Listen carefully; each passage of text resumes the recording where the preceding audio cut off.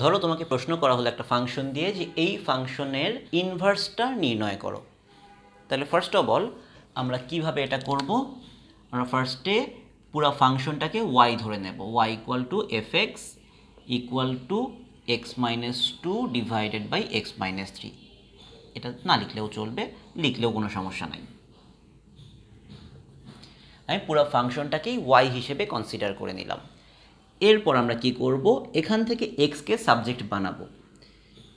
X minus three into Y equal to x minus two, X Y minus three Y equal to x minus two, তার মানে X Y minus X equal to three Y minus two. এক্সটা common নিলে Y minus one equal to three Y minus two.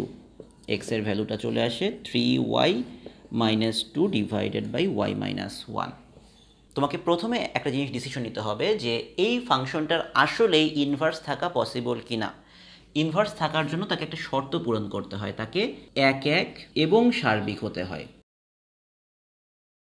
এক এক এবং সার্বিক টেস্টের জন্য কি করতে হয়, আমি অ্যাকচুয়ালি এই এক্সাম্পলে তোমাকে তিনটা জিনিস একসঙ্গে শেখাবো। কিভাবে এক এক নির্ণয় করতে হয়, কিভাবে সার্বিক নির্ণয় করতে হয় এবং কিভাবে বিপরীত ফাংশনটা নির্ণয় করতে হয়। সো ফার্স্ট অফ অল আমরা এক একটা একটু চেক করে দেখি এই ফাংশনটা এক এক কিনা সেটা চিন্তা করার জন্য তোমাদের ফার্স্টে যে কাজটা করতে হবে, ফাংশন অফ এক্সের জায়গায় তুমি ফাংশন অফ এ চিন্তা করো আর ফাংশন অফ বি চিন্তা করো। তুমি ফাংশন অফ এ আর ফাংশন অফ বি এইটা ধরে নেবার পর যদি তোমার এ ইকুয়ালস টু বি আসে তখনই তুমি সিদ্ধান্ত নিতে পারবে যে এটা একটা এক এক ফাংশন। তো প্রথমেই আমরা এই কাজটা করার চেষ্টা করি, যেটা এক এক কিনা সেটা একটু চেক করার চেষ্টা করি। ফাংশন অফ এ মানে হলো A minus two divided by A minus three equal to function of B হলো B minus two divided by B minus three. Cross multiply করে দাও।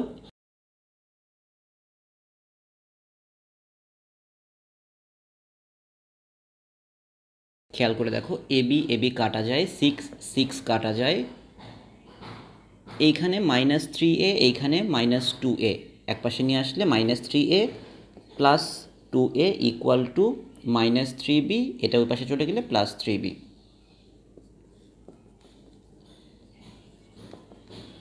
অর্থাৎ এ আর বি সমান। আমি ফাংশন অফ এ কে যদি ফাংশন অফ বি এর সঙ্গে ইকুয়েট করি তাহলেই আমি এ এবং বি এর মান সমান পেয়ে গেলাম। দ্যাট মিন্স আমার এই ফাংশনটা এক এক এই শর্ত পূরণ করলো। এবার সার্বিক কিনা সেইটা একটু টেস্ট করার চেষ্টা করো। First of all function of x এইটার ভ্যালুটা কি, ফাংশন অফ এক্সের যে ডোমেনটা যে x minus three non zero value হইতে হবে, কারণটা কি নিচে জিরো আসা যাবে না। তাহলে x minus three non zero, তার মানে এক্সের ভ্যালুটা থ্রি না। তাহলে ডোমেইন অফ এফ এটা কি হবে আর মাইনাস থ্রি, থ্রি বাদে যে কোনো বাস্তব সংখ্যা। আর রেঞ্জ অফ এফটা আমরা কীভাবে বের করি, রেঞ্জ বের করার জন্য এই ধরনের কেসে আমরা এই সম্পর্কের বিপরীত সম্পর্কটাকে বের করে নিই। সেই বিপরীত সম্পর্কটা বের করে নেওয়ার পর আমরা দেখি যে এই ক্ষেত্রে কোন ভ্যালুটা ইম্পসিবল। এই ক্ষেত্রে ওয়াই মাইনাস ওয়ানের ভ্যালুটা জিরো হওয়া যাবে না। আমরা একটা জিনিস কিন্তু জানি যে আমরা কাকে ওয়াই হিসেবে ধরেছি, আমরা ফাংশন এক্সকেই ওয়াই হিসেবে ধরেছি, আর রেঞ্জ কার ভ্যালু, ওয়াইয়ের value.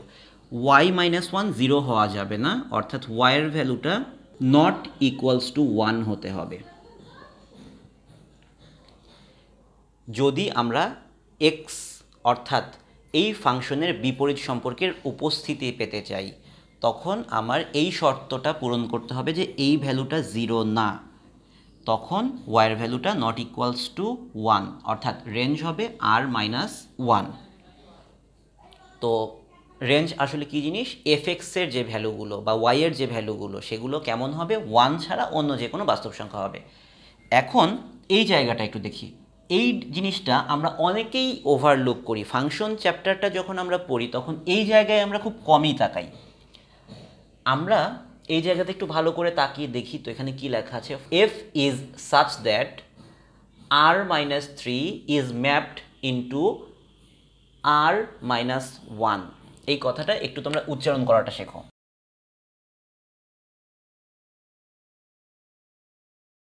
f is such that r minus 3 is mapped into r minus 1।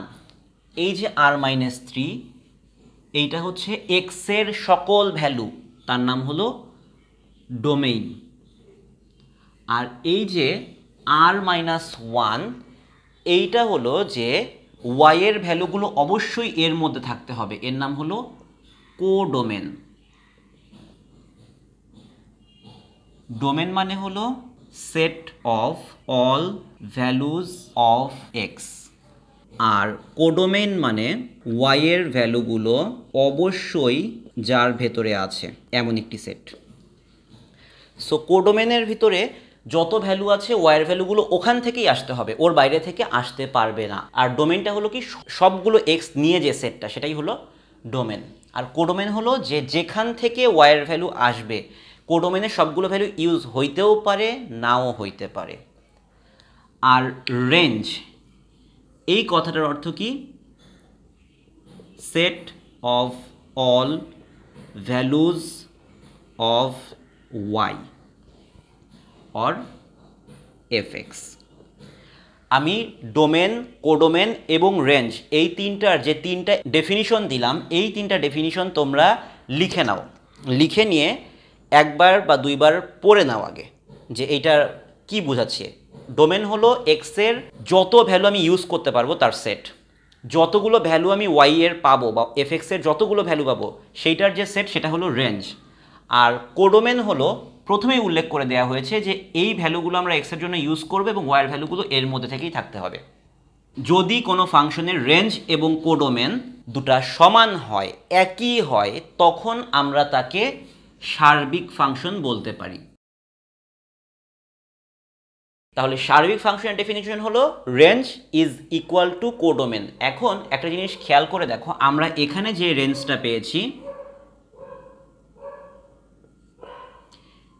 সেই রেঞ্জ আর এখানকার যে রেঞ্জ দুইটা কি সেম নাকি ডিফারেন্ট? উত্তর হলো সেম। যখনই আমি রেঞ্জ এবং কোডোমেন সমান পেয়ে যাব তখনই আমি বুঝতে পারছি যে আমাদের ফাংশনটা সার্বিক, এই শর্ত পূরণ করেছে। আর এক একের শর্ত তো আগেই পূরণ করে রেখেছিল। এক একের শর্তটা কি ছিল? Function of a equals to function of b হলে এ ইকুয়ালস টু বি, ওটা ছিল এক একের শর্ত। আর সার্বিকের শর্ত ছিল রেঞ্জ আর কোডোমেন সমান। যদি কোনো ইংলিশ ভার্সনের স্টুডেন্ট থাকো তাহলে আমি তোমাদেরকে একটু লিখে দিচ্ছি। এক এক মানে হলো 1-to-1 ফাংশন বা 1-1 ফাংশন। আর সার্বিক বললে বুঝবো অন টু ফাংশন। এইটাই হলো তাদের নাম। এক এক ফাংশনের নাম হলো 1-1 ফাংশন আর সার্বিক ফাংশনের নাম হলো অন টু ফাংশন। তো যাই হোক, আমরা তো শর্তটা পূরণ করতে পেরেছি যে ইনভার্স থাকতে হলে তাকে অবশ্যই ফাংশনটাকে এক এক এবং সার্বিক হতে হয়। ঠিক আছে, আমরা এক এক এবং সার্বিক সেইটা প্রমাণ করেছি যে আমাদের ফাংশনটা এক এক এবং সার্বিক। এখন বিপরীত ফাংশনটা বের করি। বিপরীত ফাংশন বের করার কোনোই ব্যাপার না, এক্সের জায়গায় ফাংশন ইনভার্স এক্স বসিয়ে দাও আর এই ওয়াইয়ের জায়গায় এক্স বসিয়ে দাও, ব্যাস পেয়ে গেলাম আমাদের বিপরীত ফাংশন। তাহলে এই ভিডিওটা তোমাদের জন্য খুব ইম্পর্ট্যান্ট একটা ভিডিও ছিল, কারণ এখানে তিনটা কনসেপ্ট একসঙ্গে শেখানো হয়েছে। এক একের কনসেপ্ট, সার্বিকের কনসেপ্ট আর ইনভার্সের কনসেপ্ট। এক এক ফাংশন কি? যদি function of a equal to function of b হয় তাহলে এ ইকুয়ালস টু বি হলে এক এক ফাংশন, যদি কোনো কারণে না হয় তাহলে আর এক এক ফাংশন না। সার্বিক ফাংশন কি? রেঞ্জ আর কোডোমেন যদি সমান হয় তাহলেই সার্বিক ফাংশন। তো রেঞ্জ কি জিনিস? যে আমি যে ফাংশনে এক্সটা ইউজ করব, ডোমেন মানে হলো এক্সের সব ভ্যালু, সেই এক্সের সব ভ্যালু ইউজ করে আমি ওয়াইয়ের যতগুলো ভ্যালু পাবো সবগুলো ভ্যালু নিয়ে যে সেটটা সেটা হলো রেঞ্জ। আর এখানে ফাংশনের ডেফিনিশনটা দেওয়ার শুরুতেই ডোমেনের পর যে জিনিসটা দেয়া থাকে, এখানে লেখা থাকে যে জিনিসটা, ওটার নাম হলো কোডোমেন। তুমি যদি দেখো রেঞ্জ আর কোডোমেন মিলে যাচ্ছে তার মানেই সার্বিক। রেঞ্জটা তোমার বের করতে হবে আর কোডোমেন তোমার ফাংশনে দেয়া থাকবে। আর বিপরীত ফাংশনটা কীভাবে বের করব? ফার্স্ট অফ অল আমরা পুরো ফাংশনটাকে ওয়াই ধরে নেব, ধরে নিয়ে সেখান থেকে নানা রকম ক্যালকুলেশন করে এক্সটাকে সাবজেক্ট বানাবো। এক্সটাকে সাবজেক্ট বানানোর পর একটু চেক করে দেখব যে আমার ফাংশনটা এক এক এবং সার্বিক কিনা। যদি একক এবং সার্বিক হয় এক্সের জায়গায় এফ ইনভার্স এক্স বসিয়ে দেবো আর ওয়াইয়ের জায়গায় এক্স বসিয়ে দেবো, সুন্দর মতো আমি ফাংশন ইনভার্স এক্স পেয়ে যাব।